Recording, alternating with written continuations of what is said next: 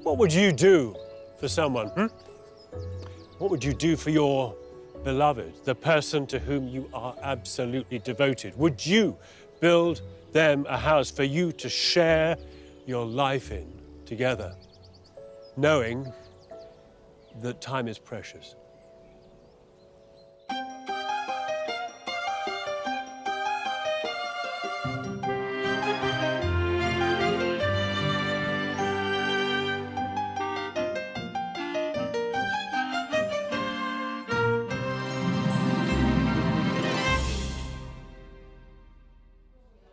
So what are you boys doing Christmas? Greg from Kent is a pub landlord. My father and I, we basically took over the local pub. It had been derelict for a little while and we felt it was right to save it from developers. He project managed the renovation of his local 5 years ago. And it was a real pleasure actually restoring and bringing the pub back to its former glory. I mean, this place wouldn't have worked or existed if it wasn't for the customers who come through, and we have such a great crowd in here. 9 years ago, Greg had a brain tumour from which he thankfully recovered. And it was through his illness that he also met his partner, Georgie, on a charity sailing trip. The couple married last year after a pretty high adrenaline proposal, 100 metres up. Greg sponsored to do a abseil down the Sevenoaks Tower in Portsmouth. I was going to go along and sort of support him and take some photos above. And I just got down on one knee and asked her to marry me. And she said to the guy, harness me up, I'm going to abseil down the tower. Yeah. So we did it in tandem. Complete adrenaline. For the past year, the newlyweds have been living with George's folks, Julie and Tom, in the Kent countryside. When Greg and I got married, Greg moved into this annex with me, which is attached to my parents' house. It has been nice to be able to live near my parents and to have support when I haven't felt well enough, which has been amazing. Georgie, who's an artist, has been in treatment for most of her life. I was diagnosed with a malignant brain tumour when I was 10. Then when I was 20, I had thyroid cancer as well. And since then, I've had about 90 skin cancers, which are ongoing. So it's quite a long road of about 23 years, really. Meeting Greg was amazing because we had this lovely connection and we both had an understanding of what it's like to be really unwell. Now, Greg and Georgie are about to begin an exciting new chapter of their lives together by giving this run-down barn in George's parents' garden a new and ambitious lease of life. Now I just feel, okay, I've beaten cancer, I can do anything. I can build a house, that's fine, easy. Yeah. You know? And actually be a little bit further away from the in-laws, possibly.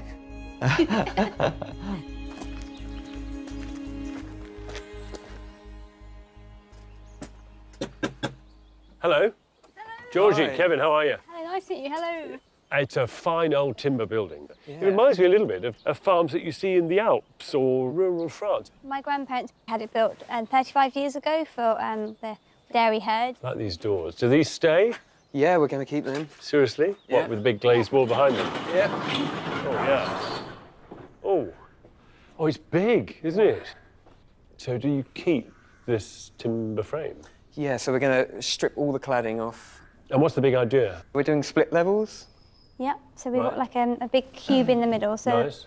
all the bedrooms we've got 4 bedrooms all round at the side, and then in the middle is going to be a cube which is dug down. Are you doing a lot of this yourselves? Yeah. Yeah, Greg's going to do a lot. Majority himself. of it, I would say. Anybody who sells bills discovers how extraordinarily demanding it is, much more so than they ever thought it would be, how emotionally draining it is and how physically tiring. So I look at you guys and, you've got your regime of hospital visits and treatments and side effects and so on. I'm just thinking, you've got to surely have some kind of way of being able to deal with this, because otherwise it's going to get on top of you. Well, we're hoping to do it in a year. So if we can do it in a year. That's one way of dealing with it, is to get it over and done with. My pub, we had to do quite a lot of work there, take the whole roof off and everything. And I coped with that, so that was maybe the first stepping stone. And this is now our forever home, isn't it? Yeah, it's an incredible thing. It's a very special building, actually, and it There were times when I was so ill that the goal of the day would be to sort of walk down here and had to sit outside the barn and sort of, that's the only energy I had really. So it has a lovely atmosphere in it, and it's sort of lovely being able to look over the fields and I'm very lucky to be invited into it. And yes. You also have a tremendous responsibility here. What George has just described is a very powerful personal relationship with a building and a corner of this place. And what you've got to do is somehow deliver an enlarged, kind of richer version of it almost, yeah? Yes. No pressure then.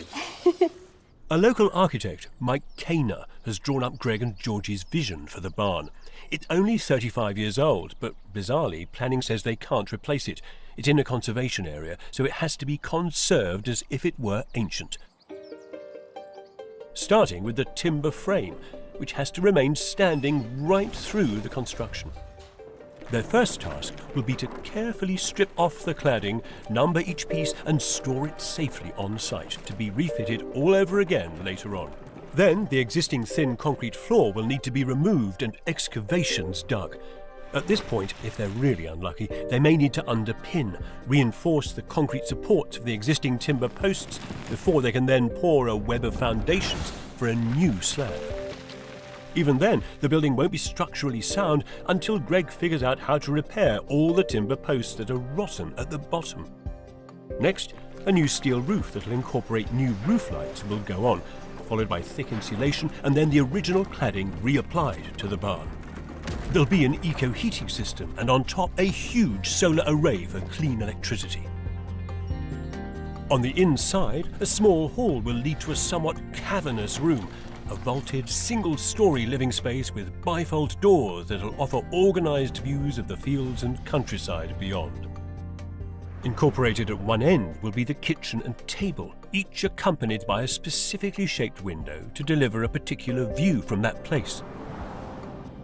In the heart of the building, they'll fit a semi-enclosed volume they're calling the Cube, a steel-framed split-level structure with a snug sunk below floor level in order to accommodate a mezzanine space above, which will serve as George's craft workshop. You'll get up there via a steel staircase, designed, and for that matter, welded by Greg. A U-shaped corridor will surround the cube and give onto a variety of smaller enclosed rooms, 2 generous bedrooms and one for Greg and Georgie, a bathroom, a guest bedroom and a utility room. These are 2 inexperienced self-builders with health issues going it alone.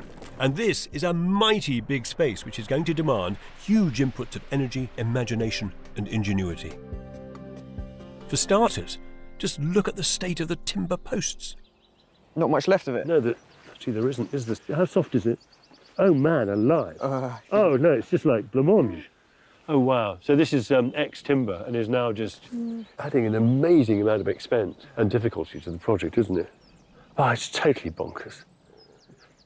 Greg might have cut his teeth project managing a pub renovation, but that is nothing compared to this. What is your budget? 250,000. It's pretty tight. It's very tight. Where's the cash come from? I'm financing it with some savings and a family loan. The barn itself is actually on my parents' land, so they're very kindly... Great. It's a wedding gift, really. Yes. What happens if you realise actually you haven't got enough to finish? What's the backup plan? The backup plan. Yeah, what is the plan? Is there a there isn't actually completely a plan B yet. Yeah. Greg and Georgie have £250,000 to convert a building measuring roughly 250 square metres. Now, by anybody's scale, it's not enough. The average self-builder would need 2 or 3 times that to do what they want to do. So what's going to happen?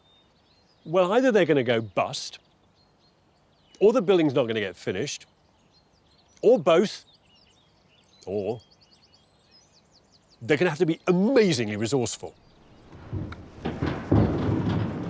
Of course, it would have been a lot easier to simply knock the existing barn down and start again from scratch. Instead, the painstaking conservation of the timber frame starts with the removal of 1,500 sections of pine cladding that Greg must carefully number up, store safely on site, and reapply to the building later on. Unfortunately, it'd be nice just to leave it as is, but we have to take it all off because we've got to insulate. Also, we have to get a digger in between the main uprights to excavate the new foundations. Thankfully, there is enough in the budget to pay just one man, Greg's mate Sam, a former shepherd, who'll be helping out for the duration of the project. Nice to be involved with it from start to finish. It's going to be interesting. I know I'm going to learn a lot from Greg as well. It's really helpful having Sam to help. You do need all hands on deck for this to work, and I've been helping where I can. Wish I could do a bit more, but energy-wise, I have to be a bit careful, but the view is incredible now, so seeing the panoramic view, I'm getting very excited now. Greg and Sam's next task is less straightforward. They have to remove the barn's concrete floor so new foundations can be dug. Greg is a rookie digger driver, but a highly inventive one who has devised a new concrete busting technique. Rodeo digging. Not even budging. Maybe you're right, Sam, maybe we need a smaller bucket. With a smaller bucket attached and Sam at the controls, Yeah, that's coming on. they can refine the art of cowboy building. It's a very big job for just 2 of us, but we seem to be doing all right. Both me and Greg work well together, so that's always makes it a bit easier as well.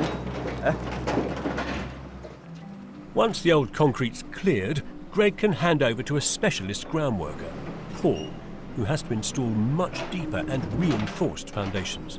New footings on an empty plot for a building this size might cost 20 or 30 grand.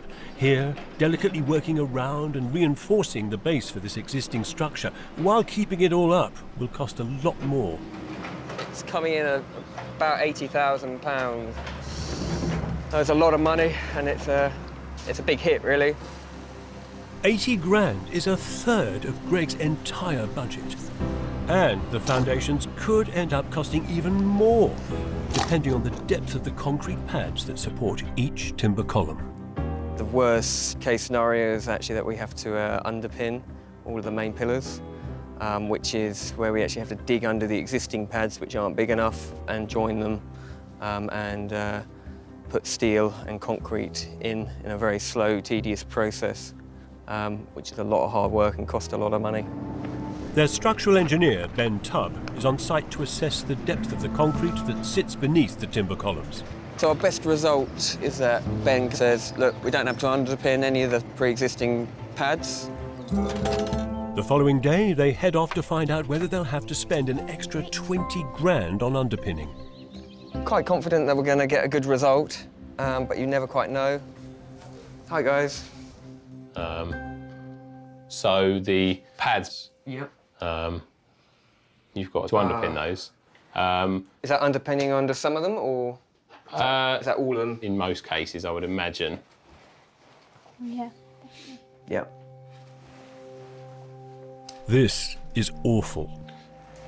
It's not good news. We've got to underpin. It's going to make a big difference to the time and cost as well. Greg and Georgie have hardly begun, and yet the planning requirement to keep the frame standing means their foundations alone are swallowing nearly half their budget. How on earth are they going to get out of this hole? Greg and Georgie have only been going for 6 weeks, and already their groundwork costs have escalated to around £100,000 on a 250 grand budget. Got any more buckets? No. So Greg's made the unenviable and perilous decision to part ways with the professional groundworkers and do the job himself. Could have done without the rain today. With his mate Sam and George's help, of course. Sam, how much would you pay for a machine that could do this? A lot. And we're actually a couple of weeks behind. I haven't done this kind of work before. Yeah, it's just a lot of pressure on my shoulders, really. I don't think anybody quite prepares you for how stressful it can be. We're having to underpin and put lots of these big metal 20mm dowels in underneath the pads, and then we're digging in from each side to meet in the middle, and it's been a nightmare. It's just pure flint. We've spent 2 days just trying to dig one of these. Yeah, it has been frustrating, and it feels like it's dragging a bit now. If only planning had let them demolish the 35-year-old structure and rebuild it from scratch, they could have avoided all this. But if this is what Greg needs to do in order to craft a new home for his beloved wife, then so be it. His remarkable drive comes from the toughest of life experiences. Having a brain tumour was one of the best kick up the arses I've ever had, you know? I just remember in that hospital bed, I was just weighing up all the things that I hadn't done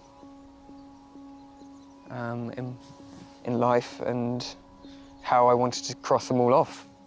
And one of them was to build a dream home. There's no way I'd be here doing what I'm doing now if I hadn't got ill and hadn't met George. And I just want to show people that I'm well again, you know, and I'm able to do this. Thanks to Greg's extraordinary energy and drive, 2 months into the project, I think I can see it coming down the road. the trenches are finally ready to be filled with concrete. And having completed so much of the groundworks themselves, miraculously they've spent not a penny more than the original 80 grand they budgeted. It's a remarkable achievement. But Greg's already moved on to the next challenge, getting a rotten oak tree next to the barn felled. He'll use the timber to craft some furniture for the new house. Wow! Given just how much Georgie and Greg have been through, it's comforting for them to know their new home will be next door to Georgie's parents, Tom and Julie. We're in a slightly different position here because of the health background, really, of both of them. Yeah. You know, when you've had cancer, it never really entirely goes away. Indeed. We don't expect anything to happen, but, you know, you just have at the back of your mind. And so the fact that we are sort of here on hand, if ever, God forbid, there was a sort of a hiccup on the health front, well, we're sort of here to, you know, to rally around. Do you fret for their health, as it were, for the stress levels of the project as you go through? Of course, anything can happen to either of them. We've had months and years and, you know, heartache and tears and, you know, terrible times, real anxiety about the future for Georgie particularly. And it will always be like that. Greg can be quite gung-ho, but that's one of the sort of joys of seeing someone who's been, you know, where he's come from and what he's doing now. But they've got to be careful about what they do. Careful, yes, and extremely resourceful. There's £170,000 left, yet the barn's still not structurally sound, thanks to 10 badly rotten timber posts that need repairing, as ever, cheaply. But wait, Greg's already come up with a solution. I think this is great. A massive collar in 2 pieces which fits around the post means you don't have to cut these. It's great. I mean, it's a huge cost saving. It's a nice, straightforward solution, and it's all from you. So it's better work. Yeah. I love it. It's proper self-build, self-design, self-engineer. Great. The extraordinary lengths Greg's had to go to conserve this 35-year-old timber frame you'd ordinarily associate with a much older structure. Like this, a similar-sized barn which is also in Kent, but which dates from the 18th century, not the 1980s. Wow. Yet the process of transforming an agricultural structure into a home is one that its architect, David Liddicoat, has a cautionary view about. Barns don't lend themselves to being lived in. Often they're simply too short, so trying to shoehorn 2 floors into a space that starts off feeling tall and airy ends up with 2 floors with low ceilings, something that's very cramped and uncomfortable.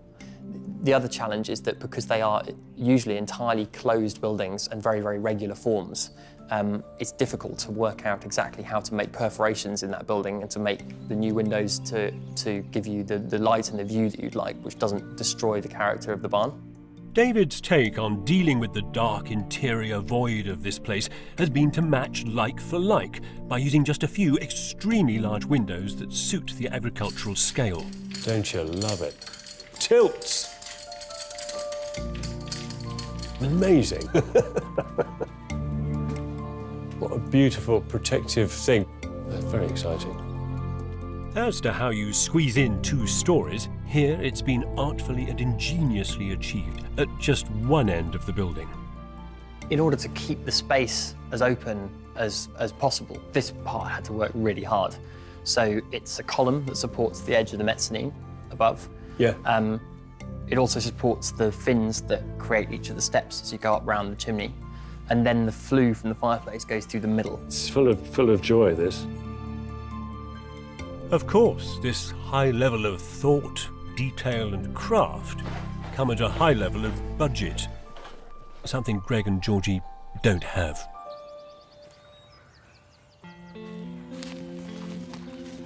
But Greg does have 2 hands, and he has ViewTube to show him how to lay a 250 square metre block and beam floor on the cheap. These online videos seem to be really helping. It looks pretty straightforward. I mean, I think anyone could really do it. It's just the plans that I've actually got seem a lot more complicated than the ones they're shown in the video, and about 8 times as big.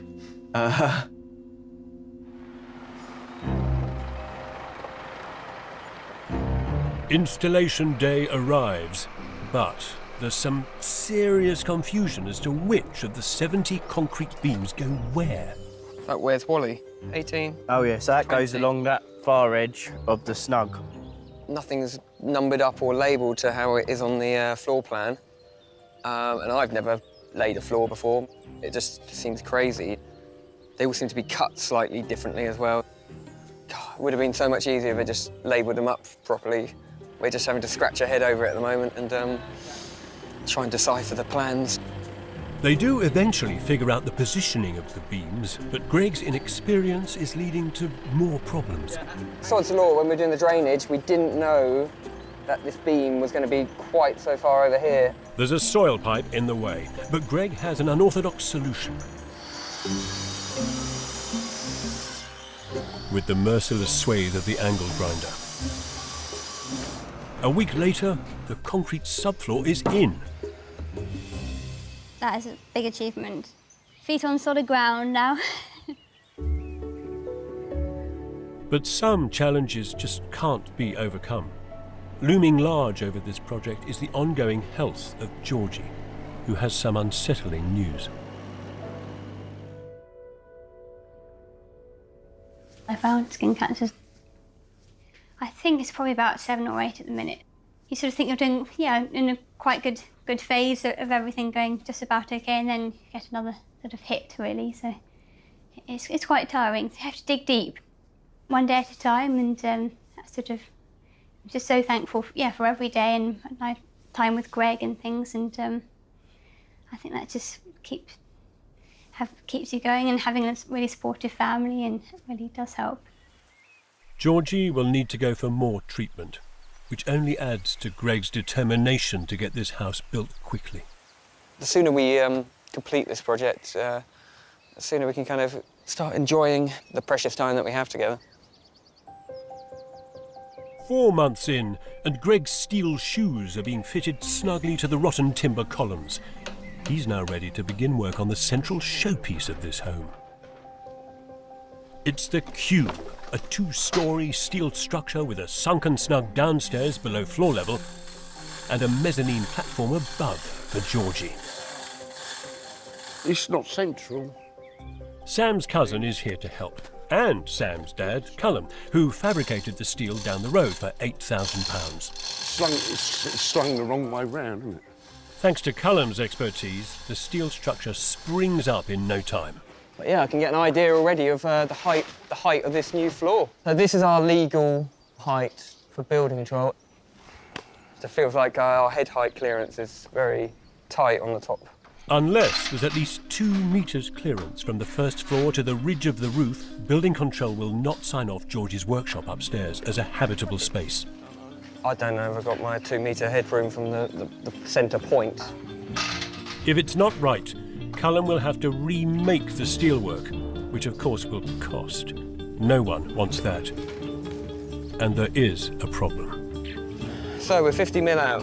Flip it heck. What a bitch. 4 frantic and stressful months have passed in this sleepy corner of Kent. Which way's Oh. And Greg and Georgie's steel frame is annoyingly just too big to allow the first floor to be a habitable space. It's such a small error, but it's just... we won't hit regulation head height on the top. But Greg is unfazed. To meet building regs, he's going to try a cheap and cheerful alternative to remaking the steel frame, by remaking the foundations instead. To take it all apart now, just so that we can peel back this plastic, get to the pads, which it's going to go into, and we're going to have to take 50 mil off them. Still, we're not professionals, we don't do this, and... What? Oh, okay. Well, it's your job, mate. What am I doing? Sometimes I think Greg's a little bit out of his depth, but he's the customer. You can advise, can't you? After just 3 hours of grinding the pads down, and another 2 hours of reassembling the structure... Oh, you little bastard.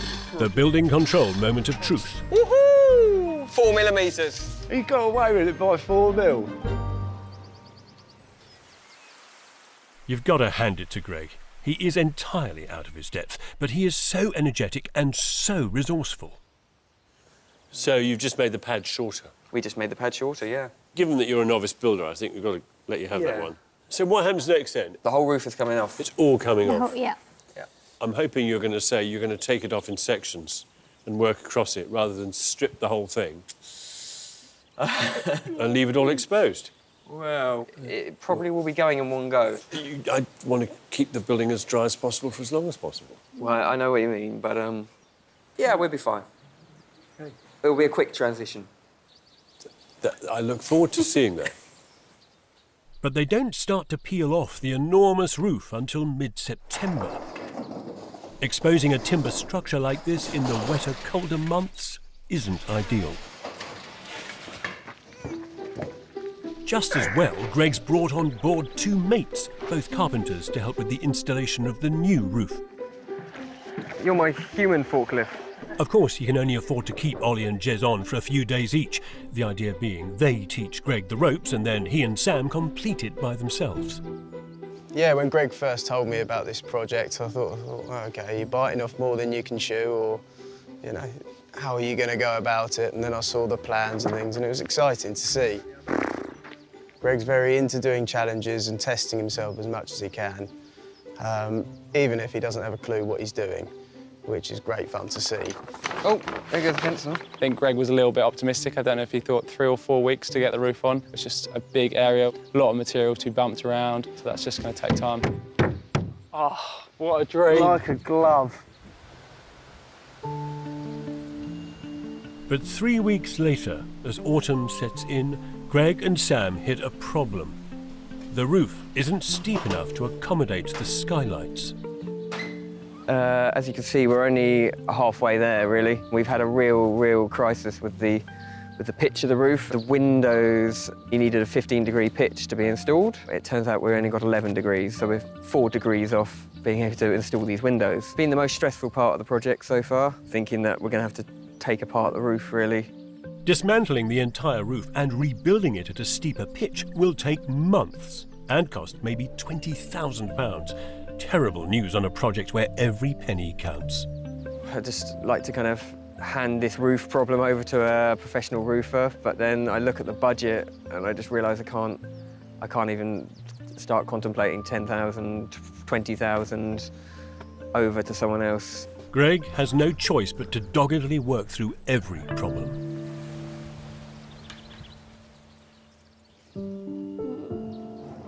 His determination is matched by George's dignity. She stoically suffers the treatment for her skin cancers.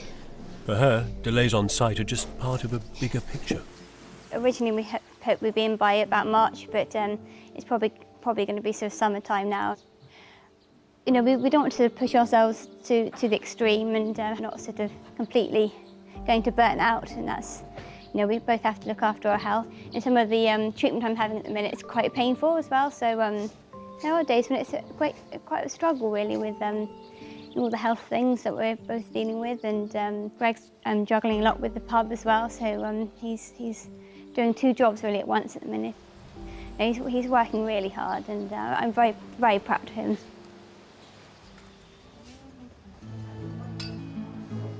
Just holler if you need anything.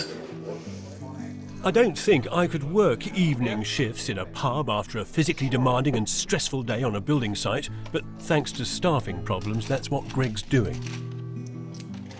Yeah, it definitely makes it a long day. I mean, started work at 8 this morning and be working to 8 tonight. Yeah, it's one extra stress that I don't really need. The pub is Greg's livelihood, and he needs to keep things ticking over. I mean, this place wouldn't have worked or existed if it wasn't for the customers who come through, and we have such a great crowd in here. Our pub family, and have a bit of banter. Sometimes it's like crufts in here. Me and Gay will be in tomorrow because my gyro's coming. Oh, brilliant.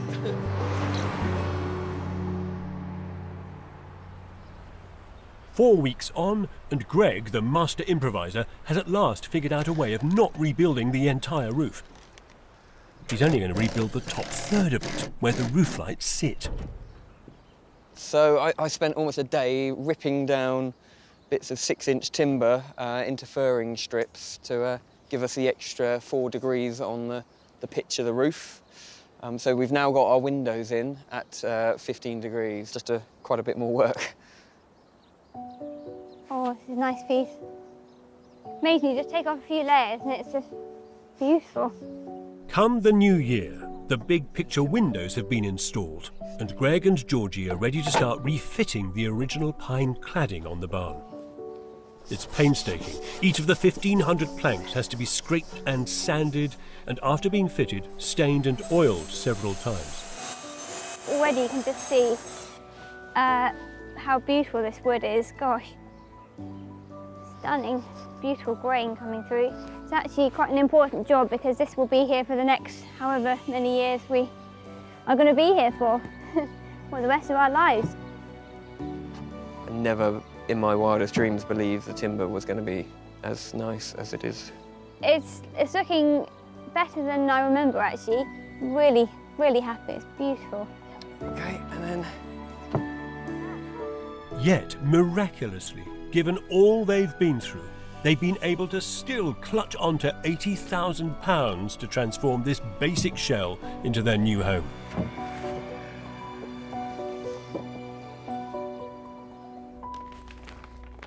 Or so they thought.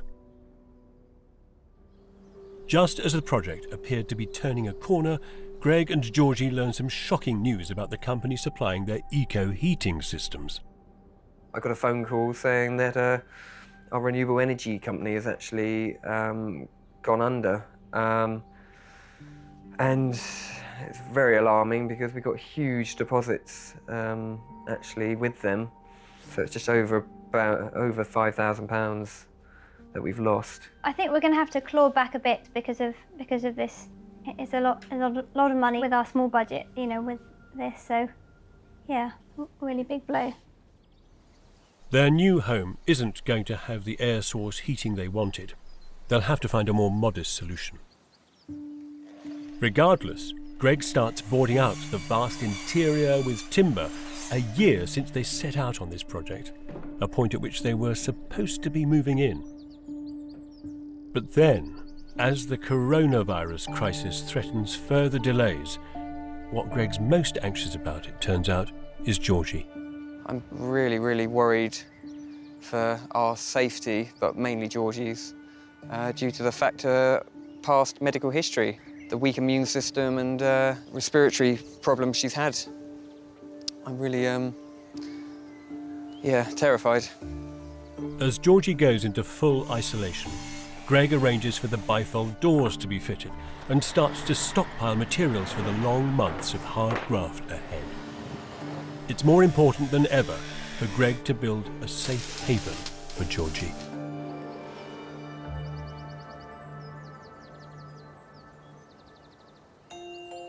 It's late summer in Kent, and remarkably, due to the pandemic, the first time this year I've been able to visit Greg and Georgie in person. So, Have they been able to wrestle sanctuary and beauty from what was a deeply uninspiring 1980s barn in Georgie's parents' garden? How finished is it? Well, George's parents have got a better view. The container's gone and... Oh, that is wonderful.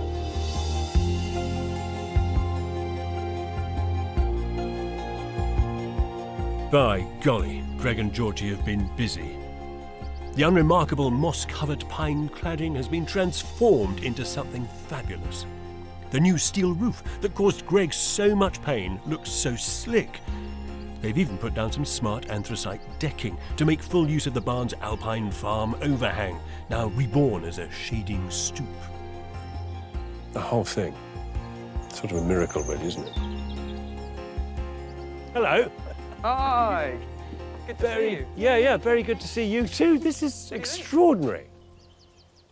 The level of finesse is fantastic. I mean, I had no expectation of the cladding looking anything like this. It's so beautiful. It shows you that it's possible to take dodgy old timber covered in moss, stuff that you would just normally throw away, and turn it into a thing of absolute beauty. A lot of elbow grease has gone into salvaging it and cleaning it up. Everything you're looking at is original.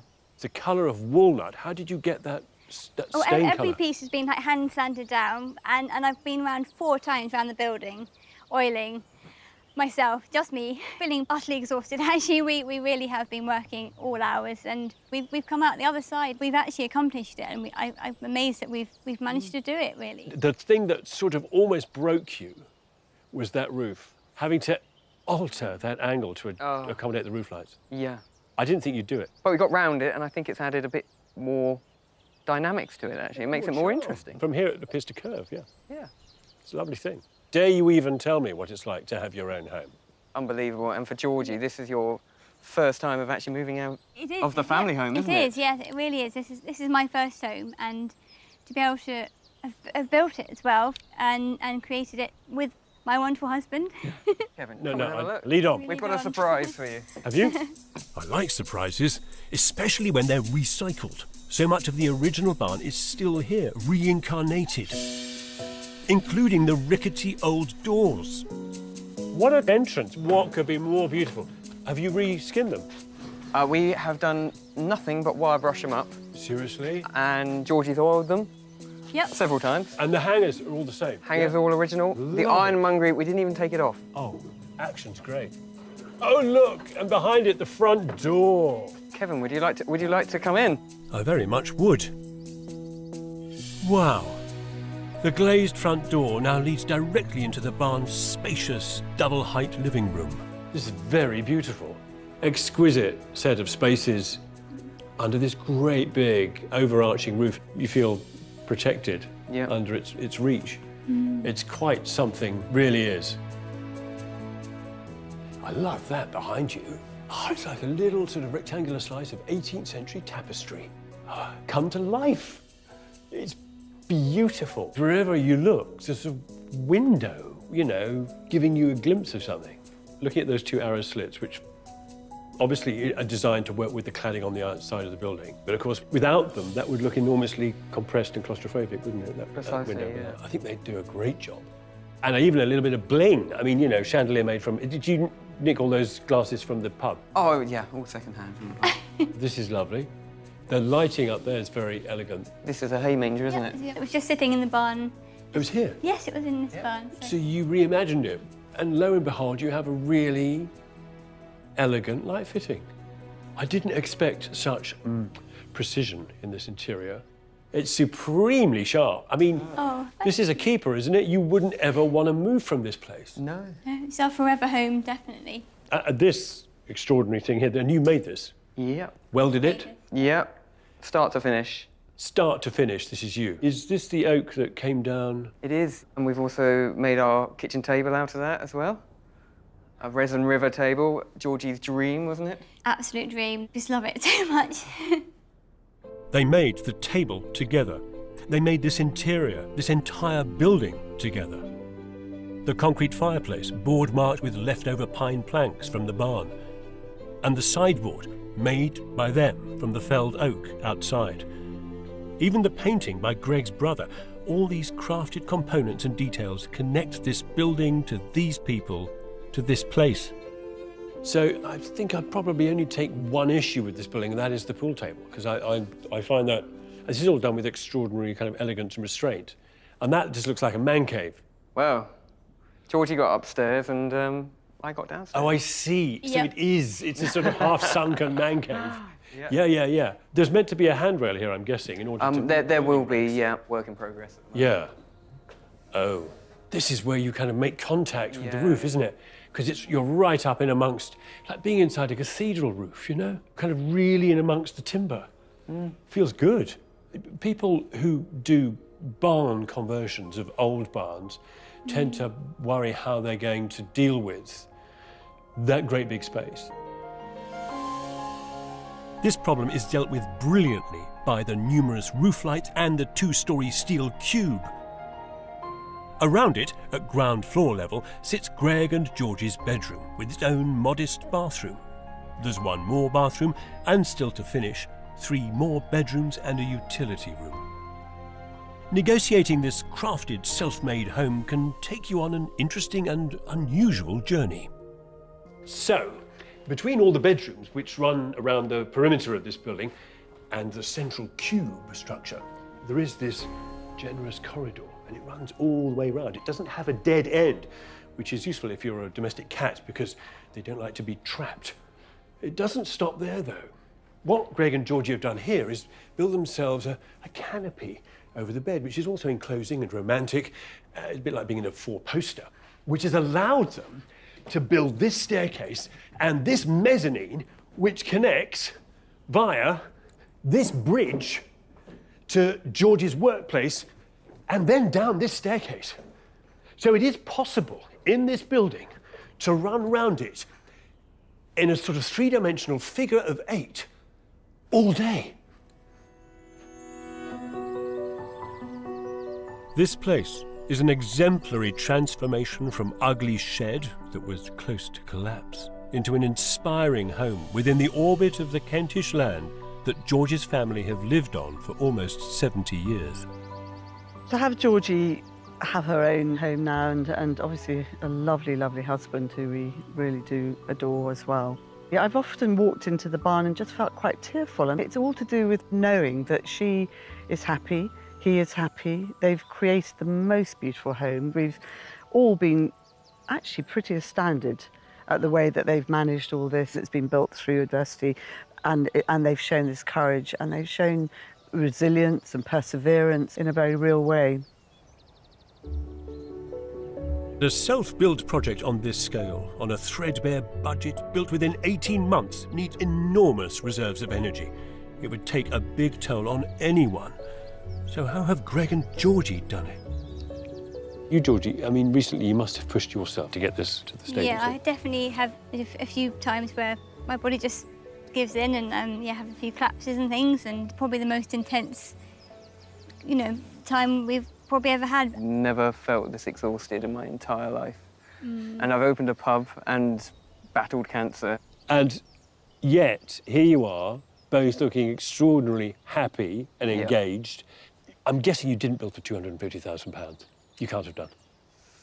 Well, we're on about 275 at the moment, which I don't think is bad, and we can also claim back 15% of our VAT. So we should be bang on target. Because you've gone for change of use from agricultural to residential. Clever. Oh, man, look, it's a huge landmark for anybody to build their own home from scratch like this and to do what you've done and to put so much craftsmanship into it. Quite another when you're dealing with the things that have dogged you through life. I just feel incredibly lucky that I actually fit in well enough to be able to build this house,